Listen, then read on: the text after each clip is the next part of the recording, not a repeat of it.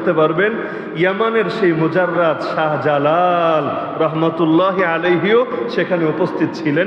শাহজালাল রহমতুল্লাহি আলাইহি তিনি যখন প্রথমে ভারতবর্ষে আসেন দাওয়াত দিতে দিতে দিতে ওই সময় সুলতানুল আউলিয়া খাজা নিজামুদ্দিন রহমতুল্লাহ আলাইহির এক শাগরেদ, এক মুরিদ কান ভারী করেছিল, কারণ অনেক মুরিদদের একটু চুলকানি বেশি থাকে। আসবে কেন রে, আমার দলের মুরিদরা আবার আরেকজনের মুরিদ হয়ে গেলে অবস্থা কি হবে রে, তো গিয়ে কান ভারী করে ফেলেছে। কিন্তু তারা তো অন্তর্দৃষ্টি সম্পন্ন ছিলেন, উল্টো সাগরেদরে বহিষ্কার করে দিয়েছে, বেড়া গীবতখোর বের হতো এখান থেকে, তোর মতো সাগরেদ আর এই চৌহদ্দির মধ্যে যাতে ঢুকতে না পারে। উল্টো তিনি ফরমান পাঠালেন, বার্তাবাহককে পাঠালেন যে তুমি শাহজালাল রহমতুল্লাহ আলাইহিকে আমার মেহমান হওয়ার জন্য দাওয়াত দাও, আমি তার মেহমানদারি করব।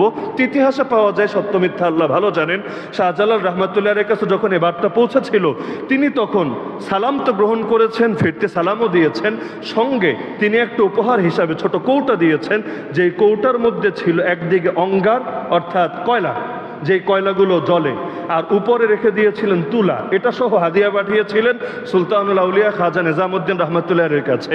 তিনি এটা দেখেই বুঝেছিলেন যে না, লোকটা যেন তেন লোক না, ভেতরে আধ্যাত্মিক শক্তি আছে, এটা সাধারণ ইঙ্গিত না, দূরবর্তী ইঙ্গিত। তো তাকেও দরবারে পাঠালেন। বোরহান ওদিকে শাহ বোরহানুদ্দিন রহমতুল্লাহ আলাই, যার কথা বললাম সিলেটের, তিনিও গিয়ে খাজা নিজামুদ্দিনকে ঘটনা জানালেন।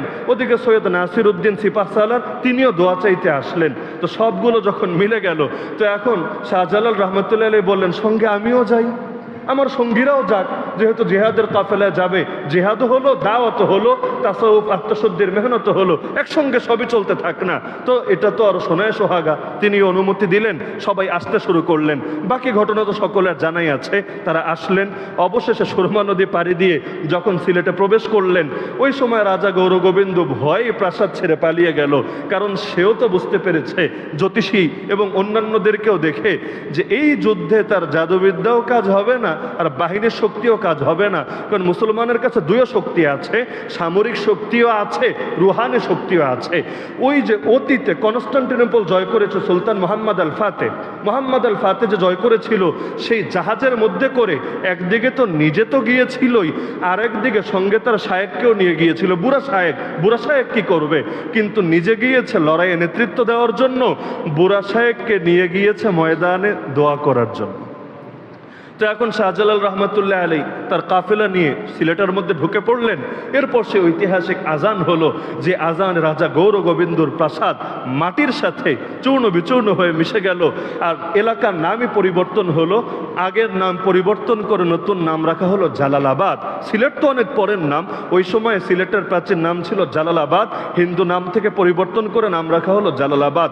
তো এই পুরো ইতিহাসটা আমি টানলাম কেন, শুধুমাত্র এটা বোঝানোর জন্য, এই যে বাংলা অঞ্চলে ইসলাম যে বিজয়ী হলো, জিন্দা হলো, রাজা গৌরগোবিন্দর পতন হলো, এটা সবাই জানে। শাহজালাল রহমতুল্লাহ এবং 360 আউলিয়ার ঘটনাও সবাই জানে, কিন্তু এর পেছনে যে গরুর ইতিহাস লুকিয়ে আছে এটা অনেকে জানে না, বা কখনো পড়ে থাকলেও সবসময় খেয়ালে থাকে না। তার মানে গরু কোরবানি শুধু কোরবানি না, গরু কোরবানির সঙ্গে ইতিহাসের বড় এক কান্না জড়িত আছে। গরু কোরবানির সঙ্গে শিশু সৈয়দ গুলজার আলমের রক্ত জড়িয়ে আছে।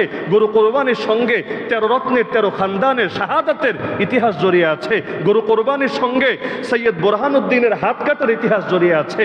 গরু কোরবানির সঙ্গে বাংলার সেই প্রথম অবিভক্ত বাংলার প্রথম স্বাধীন শাসক ইলিয়াস শাহ রহমতুল্লাহ আলাইহির বাহিনীর শাহাদাতের ইতিহাস জড়িয়ে আছে। এই গরু কোরবানির সঙ্গে সর্বশেষ ইসলামের বিজয়ের ইতিহাসও জড়িয়ে আছে। তো এখন যতই ষড়যন্ত্র করুক না কেন, মুসলমানকে সেই গরু কোরবানি ছেড়ে দেবে। নিয়ম তো হলো শুধু কোরবানি করা মানে পশু একটা ঈদের দিন সকালে কিনে এনে এরপর কোনো এক হুজুরে দিয়ে বা কসাইরে দিয়ে জবাইটা করে ফেলা, এভাবেই না, বরঞ্চ পরিপূর্ণ মর্যাদা পেতে চাইলে কোরআনে 4 নম্বর পারার প্রথম আয়াতটা মাথায় রাখবেন, লান তানালুল বিররা হাত্তা তুনফিকু মিম্মা তুহিব্বুন। আল্লাহ বলেন কখনোই তোমরা পরিপূর্ণ সওয়াব লাভ করতে পারবা না যতক্ষণ না সেই জিনিস থেকে খরচ করো যাকে তোমরা দিল দিয়ে ভালোবাসো। মনে করেন এখন বাক্স চালায় দিলাম যে মসজিদের জন্য দান করে, পকেট থেকে কি বের করলেন? 1 টাকার কয়েন, 2 টাকার ছেঁড়া নোট, 5 টাকার কয়েন, যেগুলো ভিক্ষুক দিল ভিক্ষুক মাইন্ডে নেয়। 1 টাকার কয়েন দিয়ে দেখেন না ভিক্ষুককে।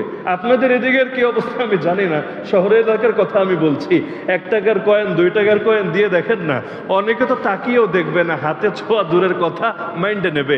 এইরকম যত অচল জিনিস আছে এগুলো মানুষ দেয় না, মসজিদের মধ্যে দেয়। মনে করেন এই যে আমরা বিভিন্ন জায়গায় যে সফরে যাই, মানুষ বিভিন্ন প্রোগ্রামে দেখা যায় হাতে একটা আসার সময় খাম ধরিয়ে দেয়। আমার নিজের অনেক অভিজ্ঞতা আছে। এই যে আমার গাড়ি এখানে আছে, গাড়ি খুললে ডয়ারের মধ্যেও দেখবেন এখনো আছে জাল নোট, 1000 টাকার এমন জাল নোট যেটা বাচ্চা শুরু করে সব কিছু, মানে ফটোকপির দোকান থেকে ফটোকপি করলে যেরকম হবে। তো এটা কেমনে আসলো? আচ্ছা, যারা দিয়েছে তারা হয়তো খেতম এটাকে দান করেছে, মানে ওই যে আম কালেকশনের মধ্যে যখন দান করছে সে কি জানতো না যে এটা জাল নোট? তাহলে জাল নোটটা আল্লাহরে দিয়া বাঁচি, জাল নোটটা মসজিদে দিয়া বাঁচি, জাল নোটটা মাদ্রাসায় দিয়া বাঁচি, এটাই তো আমাদের চেতনা। অথচ কোরআন বলে দিচ্ছে পরিপূর্ণ সওয়াব পেতে চাইলে